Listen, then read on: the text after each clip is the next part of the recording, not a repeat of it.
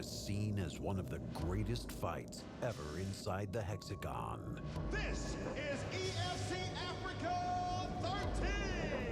A stand-up war between two of the world's best. Madge in the black shorts, Mynhardt in the grey shorts. A dramatic battle. What a finish! This place is erupting! With a dramatic conclusion. Nice leg kick again. This time Don comes in with a combination of his own and Leon fires right back with another one. Oh, it's so that quick. Kick. How's the speed of that kick as well?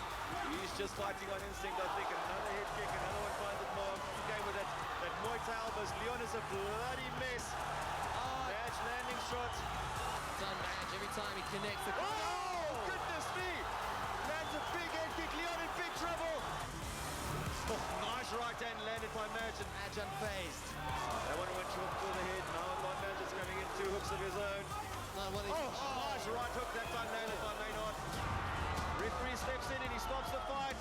To the winner by ref stoppage, Leon Mynhardt. But this was only the beginning. And it's the main event of EFC Africa 25. The lightweight title up for grabs. A champion was seeking revenge. The challenger was pursuing the title. A 5-round struggle ensued. Big overhand right by Leon, but Don ducked underneath it and is looking for the takedown. Mynhardt, though, manages to get Don on his back. Big shot to the body and immediately Madge shoots for the takedown again, and Mynhardt lands up on top. Gets the choke in. That is it, incredibly deep. That's not good for Leon Mynhardt at all. He's got to hold on. Hang on against Castellano. How tough is this guy? How tough is he? Oh my goodness, we're going into the final round. For one, it was a lifelong dream come true. For the other, a nightmare. The feud only grew stronger.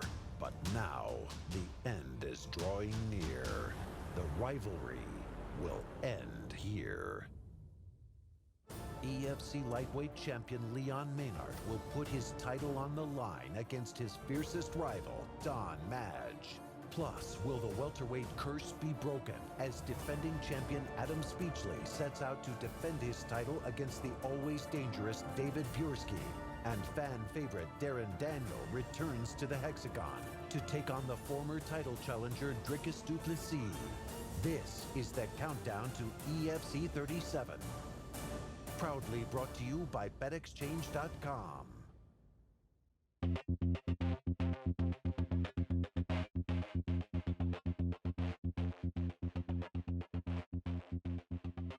From day one, we've seen Leon get better and better and better in this game. I believe he is certainly right at the top at the moment, and I wonder if he can improve even more when we see him come out. Even with our wins, we take it as lessons, so it sounds impossible, but you will get to see a better Leon Mynhardt. After claiming the title at EFC 25, Mynhardt went up against then undefeated Frederick Naumann, a fight many believe would be the Iron Lion's toughest test. Leon Cook catches him with a big left though. Naumann is rocked. Big overhead right! Fred Naumann is out cold. Leon Mynhardt, a man on a mission. He came in here tonight, landed a massive left hand, and then it was all she wrote. Next up for the champion was the hard as nails, Sibusiso Ndoku. Again, Mynhardt impressed. Two big right hands by Mynhardt. Picks his shot, massive knee landed. Ndoku's in trouble. Mynhardt is looking to finish him. Mynhardt not trying to lock up the choke. He might actually have this. Ndoku's in trouble. Renate the choke. Leon Mynhardt. Leon Mynhardt retains his lightweight championship belt. He slays the monster, Sibusiso Ndoku. Naumann made a big hype, and Leon made him disappear quickly. And Ndoku made a big hype. Leon made him disappear quickly. Fought him hard, finished him hard. The pressure actually gets more each time you defend it, because the guys coming up gets hungrier, and especially when someone gets a title shot out of nowhere, that guy's gonna do anything to try and get it from me. So I think the pressure gets more, and like that just drives me more. You know, I can train harder under more pressure. Two impressive title defenses from the Iron Lion. But is Cape Town rival was far from impressed. His last 2 title defenses were pretty easy though. He got 2 wins. He got a submission and a knockout, but they were against substandard guys.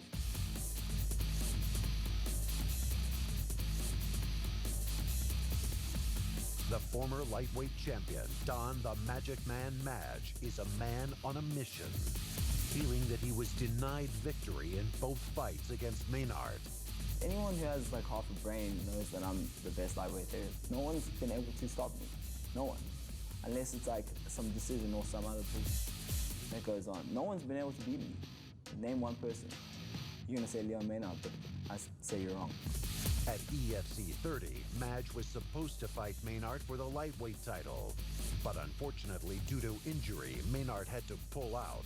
Up stepped then #1 featherweight title contender Boyd Allen. Leon Mynhardt got injured. Boyd Allen stepped up, took the late-minute replacement, and we saw an incredible stand-up war for 5 rounds. Uppercut by Allen. That one found the mark. Now he throws a big right hook. Big uppercut by Allen.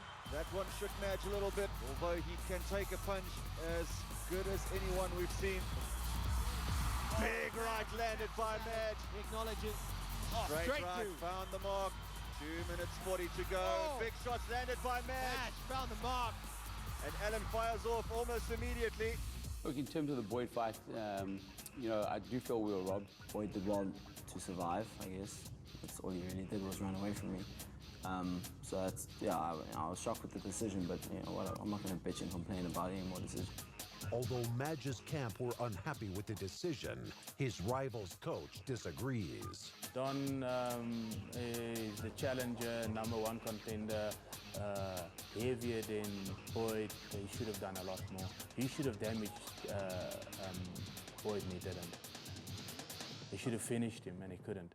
2 massive rivals, each with a point to prove, are gearing up for the biggest fight of their lives. He thinks he's better, like, that's what he thinks, you know. It's like, he's got to come and prove it.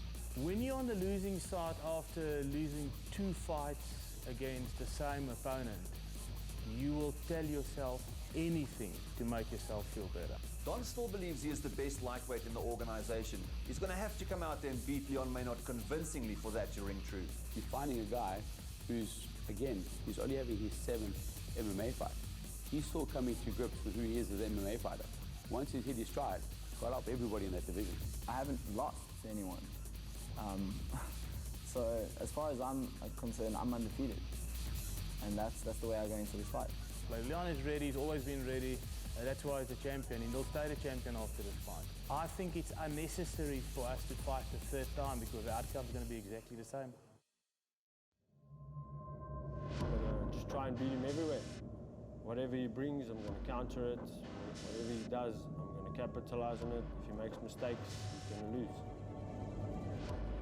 Just a better fighter. I'm younger, I'm more dynamic. 100% I'll be the new champion. It should never have left my side anyway. The EFC's greatest rivalry will come to a climactic conclusion as the reigning undisputed lightweight champion, Leon Mynhardt, once again goes head-to-head with his fiercest rival, Don Madge. In their first outing, we saw a great stand-up affair. In their second outing, we saw that tough ground competition by both guys. I believe this 3rd fight is going to be a combination of everything together. Both these men know the other guy has very, very few weaknesses, so they will have to attack in every single way possible. Demolishing all who stood in his way, Leon Mynhardt has cemented his champion credentials. But another victory over his Cape Town rival will finally put any doubt to rest. Every time I defend that belt is an opportunity to prove that I'm the true champion. And that's what I have. I believe that being a champion is not only winning that belt, but keeping it. He knows exactly what to expect from Leon, and that's Leon coming forward and hitting hard like he always does, fighting hard like he always does. So if that's what he's expecting, yep, he knows exactly what's coming. A hard fight. The former lightweight champion is looking for revenge, and a win over the current champion will elevate Don Madge to the top, exactly where he feels he rightly belongs. I hit a lot harder. I'm a lot smarter. You know, I'm a different fighter. It's completely different fighter, but I still have the same skills. and that's what he's got to worry about. He can't outstrike Don. He's not going to outpoint him on the feet. He's not going to outgrapple him. He's not going to outwrestle him. The only thing he can do is hit and hope, close his eyes, and pray to God that he lands. And if that doesn't happen, it's going to be a long night for Leon, or a short one. We've seen some interesting, and some people might even say controversial decisions in both of their outings. There's no doubt both of these guys are going to want to come out and not leave it in the hands of the judges. Will the power of the Iron Lion reign supreme and once again see him stand victorious over his rival? Or will the precision of the Magic Man give him the edge to reclaim what he feels is rightly his? It's Leon Mynhardt versus Don Madge. I don't think he should overlook anything, and I think Don should just keep focused and train and forget about all this glamour and things he thinks about, and just come and bring a fight, you know? And let's see who's the best. He's done it twice before, so he doesn't need to have an edge. He'll just do what he needs to do, and that's what we will do. We'll fight. To win the fight, you have to win each round, and that's what we'll do. We'll just fight it clever. Leon's a great guy. He's a great fighter. He's a great competitor, but he's got what's Don's. That belt doesn't belong to Leon. You know, he got given it badly in Cape Town, and Don's coming to collect. You know, also having two nice sort of easy fights under his belt where he's finished both guys, he's probably feeling very confident. And to me, it doesn't really matter. You know, I know what I can do, and I'm going to go and prove it. You know? I'm going to come for him. I'm going to try and finish the fight, and I mean business. How do you beat Leon Mynhardt? Watch on the 21st of Feb. Dynamite, absolute dynamite in his hands. He said he tags you once, and that's all he needs. Oh, Dino goes down. That is all over. My goodness me. How good is Henry Fadipe? The knockout power is unreal. Henry Fadipe is an animal. How do you stop the unstoppable? Been disrupted by his corner, and Speechley gets it straight back to the ground. The champion. There it is. As Fadipe comes in, Speechley just sets up for the takedown, gets him straight back on. And from there, it was just control in that top position. Fadipe was not able to do anything. Speechley ducks underneath, he gets the single. Completes the takedown. Speechley possibly 4 minutes away from winning the welterweight title. Adam went into the title fight with Henry Fadipe, a massive underdog. Everyone believed and felt at that stage that he was unbeatable. Adam came in, he showed a very heavy wrestling game, put Fadipe on his back and basically just grinded out a decisive win to get the belt. We go to the judges' scorecards for a decision. The judges score this contest 50-45, 48-47, and 49-46, declaring the winner by unanimous decision and the new EFC welterweight champion, Adam the Prodigy Speechley.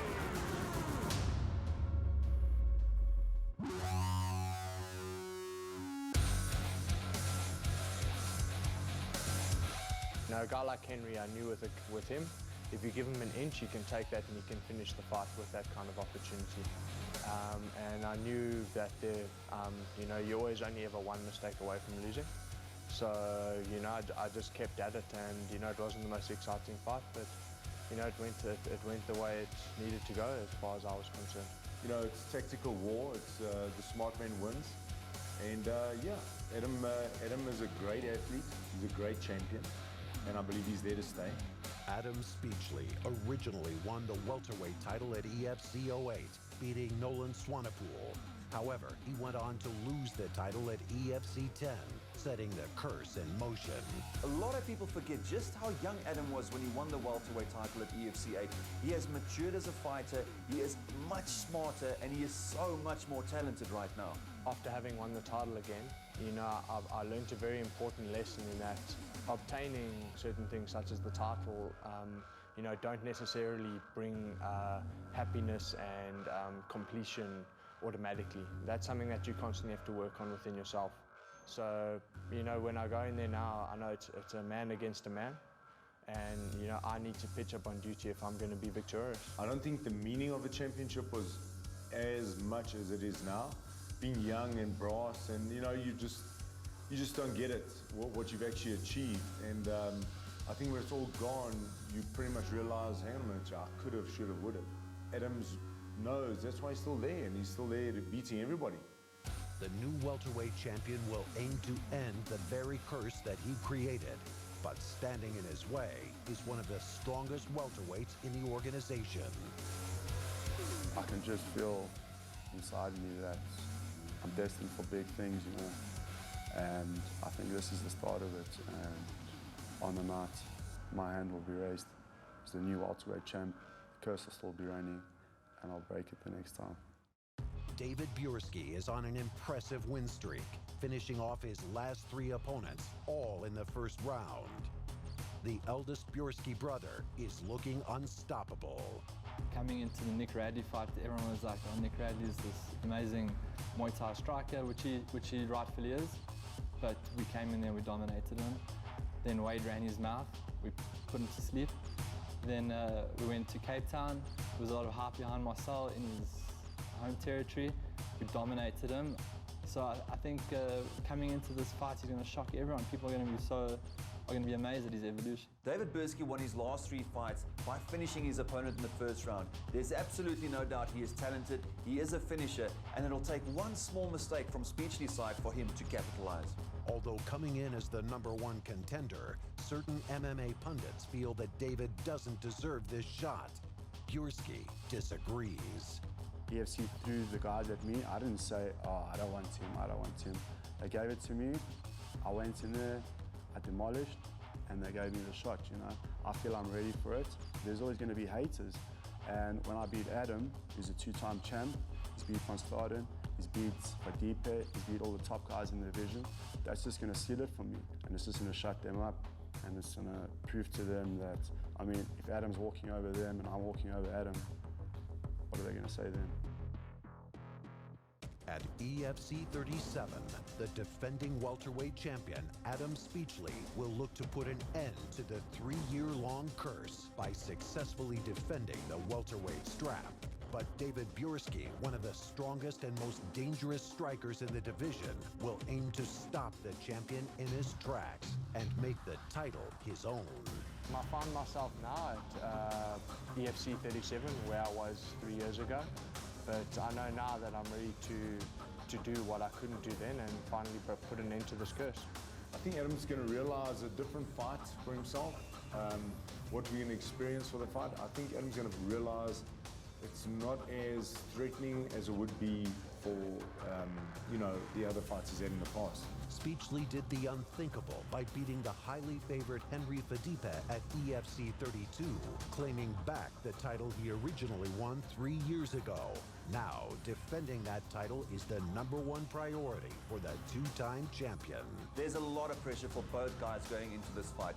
For Speechley, of course, he wants to retain that title. There's a lot of pressure for any welterweight to retain that title, seeing as it hasn't happened before.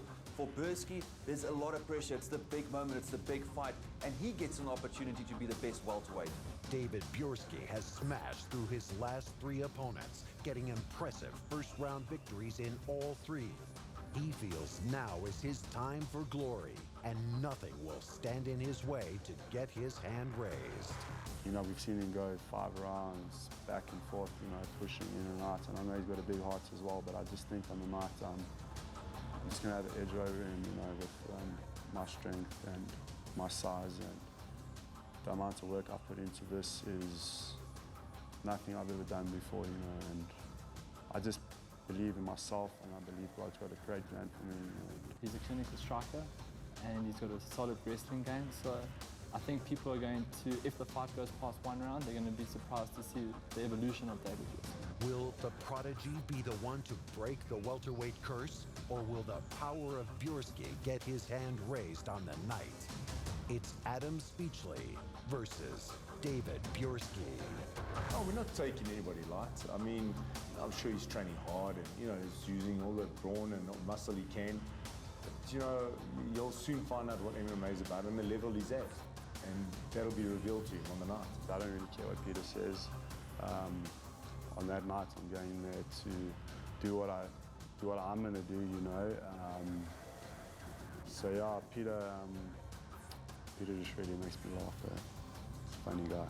The fortunate thing on our side is they don't have a lot to work with. They haven't seen a lot of Dave. We've seen a lot of Adam, probably 2-3 hours of him fighting, because he generally doesn't finish. So I think coming into this fight, he's going to shock everyone. People are going to be amazed at his evolution. I'm really looking forward to this fight with David because, you know, he's bringing something new to the table, and I believe that's going to bring out a side of me that I haven't yet been able to show my fans, and I know that everyone will appreciate what they see on display come February 21st.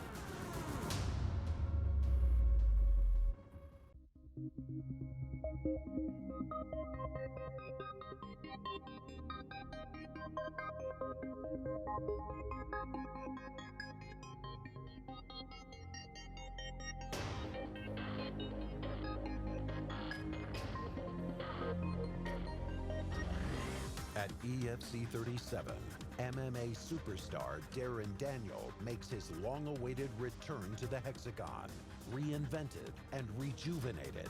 The crowd favorite will stop at nothing to get the win and march toward the title. With Gareth McClellan relinquishing the middleweight title, this is now his teammate Darren Daniel's chance to fulfill his destiny. Daniel has been dominant inside the Hexagon, dispatching his opponents with relative ease. He is an incredible striker, throws incredible kicks, kicks to the head, kicks to the body, great boxing. Now he's landing some big shots, left and right. Tyrant trying desperately for a takedown. They're just following him in with another couple of shots. And although losing at EFC 17, Daniel is still regarded as the most technically skilled martial artist in the division. Darren Daniel was supposed to fight JP Kruger. JP had to pull out injured, and that would have been a great fight. Both of them have got solid stand-up, great ground games, and are very well-rounded athletes. Dricus du Plessis, the former middleweight title challenger, steps up to face Darren Daniel, a young and upcoming guy that's honestly one of the best talents and one of the greatest prospects for this organization, and he will go up against Daniel. Dricus du Plessis is regarded by many as the most exciting youngster in MMA today. With an aggressive fighting style and a well-rounded skill set, the young du Plessis has all the makings of a champion. Now he lands some ground and pound, some big elbows. Again and again and again, Dricus is landing. This could be it for Donovan Hawkey. Dricus du Plessis landing again and again, and that is it. How good is this guy? What a talent, dude. After almost defeating the former champion Gareth McClellan in a 3-round battle, du Plessis proved that he is a force to be reckoned with, and a victory over his illustrious opponent will propel him back into title contention. Any way you look at this fight, it is going to be exciting, it's going to be explosive, and it's going to be hard. Both guys have extensive training and extensive backgrounds in stand-up. Both are incredibly well-rounded, and they have good ground games and wrestling. There's no doubt whoever's going to be hungrier on the night will walk away the victor. Will the MMA superstar make a successful return to the Hexagon, or will the talented youngster get the big win? It's Darren Daniel versus Dricus du Plessis.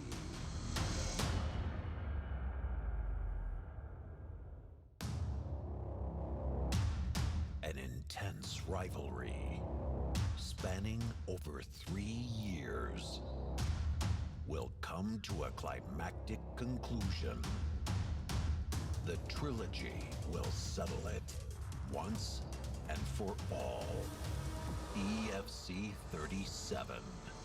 The undisputed lightweight champion, Leon Mynhardt, goes up against his fierce rival, Don Madge. The epic trilogy will end here. And will the curse be broken as defending welterweight champion Adam Speechley puts it all on the line against the ever-dangerous David Buirski? EFC 37, 21 February, Carnival City. Tickets and broadcast information at efcworldwide.com.